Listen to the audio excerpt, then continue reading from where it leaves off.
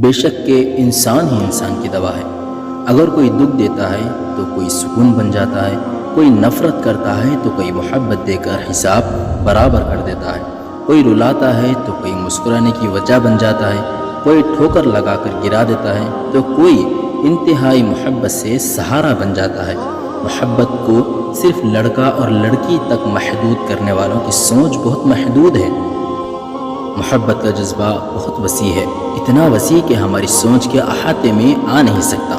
محبت کو محبت سے سوچے، اس میں گندی سوچ کی ملاوٹ مت کرے۔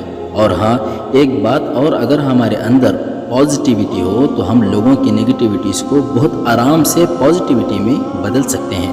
زندگی آسان ہو سکتی ہے، شاید ہم کرنا نہیں چاہتے۔ زندگی میں جو کچھ بھی ہوتا ہے اس میں انسان کی بہتری ہوتی ہے۔ انسان کو لگتا ہے کہ یہ محرومی ہے، لیکن حقیقت میں اللہ کو معلوم ہوتا ہے کہ کیا چیز انسان کے حق میں بہترین ہے۔ اس لیے کبھی بھی زندگی میں ہمت مت ہاریں، بس اللہ پر یقین رکھنا چاہیے۔ محرومی نہیں ہوتی، وہ حق میں بہتری ہوتی ہے، اور پھر اللہ چاہتا ہے تو بہترین عطا کر دیتا ہے۔ اللہ کبھی بھی دوسرا دروازہ کھولے بغیر پہلا دروازہ بند نہیں کرتا۔ اللہ فرماتا ہے، ہو سکتا ہے کہ ایک چیز تمہیں ناگوارا گزرے اور وہی تمہارے لیے بہتر ہو، اور ہو سکتا ہے کہ ایک چیز تمہیں پسند ہو اور وہی تمہارے لیے برا ہو۔ اللہ جانتا ہے، تم نہیں جانتے۔